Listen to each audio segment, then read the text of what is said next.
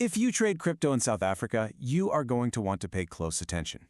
There are some new draft regulations on the table that could totally change the game for you. We're talking about your compliance risk, and maybe more importantly, the future security of your assets. And really, it all boils down to this one very direct question. Because at the heart of all these proposed rules are new powers that could seriously impact your freedom to trade and the fundamental security of the crypto you actually hold. So let's dive right in. All right, first up, what many are calling a crypto crackdown. We are talking about a fundamental shift in how the government sees and wants to control your crypto. This isn't just some minor adjustment. It's a complete rethink of what crypto even is in the eyes of the law. So here's the single most important part of this whole thing. The government wants to reclassify your crypto as capital. The second they do that, it's no longer this unique, decentralized thing. Instead, it gets lumped in with traditional money, and that one simple change is what triggers this whole cascade of new rules and, frankly, some serious compliance headaches. Okay, so what would this actually mean for you, the trader, on a day-to-day basis?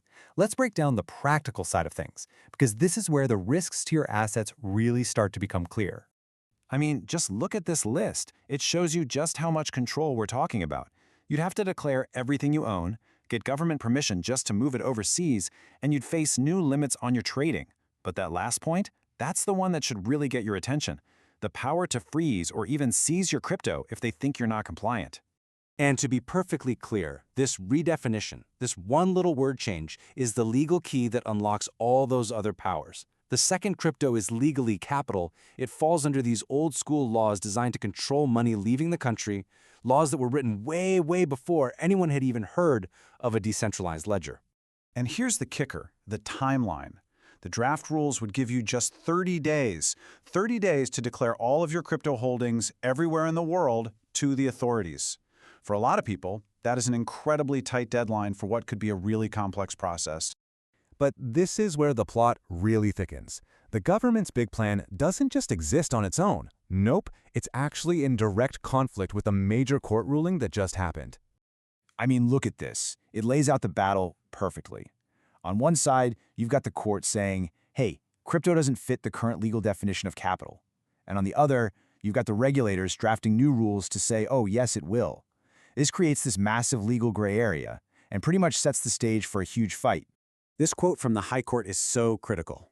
The court's logic was that the very nature of crypto, it's just digital code, it's decentralized, makes it fundamentally different from the kind of assets those old 1961 exchange control laws were written for. So this new proposal is basically a direct attempt to rewrite the rules to get around what the court already decided. So you're probably asking yourself, wait a minute, if the courts have already weighed in on this, why is the government pushing so hard? Well, from their perspective, they've got some pretty strong reasons. The official reasoning really centers on control and national security. They're worried about money leaving the country without a trace, being used for illegal stuff, and of course people not paying their taxes. So by bringing crypto into the regulated system, they're hoping to get a grip on all these issues and also just keep up with what other big economies are doing. Okay, let's bring this all back to your portfolio. It's one thing to understand the government side, but what are the direct, tangible risks to your assets and your freedom to trade them how you want? Just look at this. This slide shows how something that's simple today becomes a bureaucratic nightmare tomorrow. Let's say you want to send your crypto to an international exchange for a quick arbitrage trade. Well, under these new rules, you'd first have to apply, then wait for the Reserve Bank to approve it, and by then, the opportunity's probably long gone. It's a direct hit to a trader's agility. And the dangers go even deeper. We are looking at a real loss of financial freedom, way more government surveillance of what you're doing, and new legal risks if you use private, self-custody wallets but don't declare them properly. And on top of it all, you can bet the exchanges will pass their new, higher compliance costs right on down to you, the user. So, with everything that's on the table, the new rules, the legal fight, the risks to your assets, what does the future of the crypto market in South Africa even look like?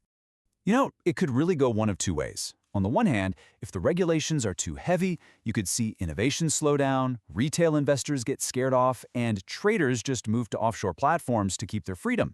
But on the other hand, having clear rules, even strict ones, could give big institutions the confidence they need to finally jump into the market, which could lead to more mainstream adoption.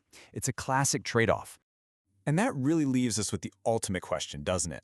In this global tug-of-war between regulation and innovation, control, and freedom, which way is South Africa going to go? The answer is going to define the future for every single person holding crypto in the country. And it's going to hit both your compliance burden and the long-term security of your assets.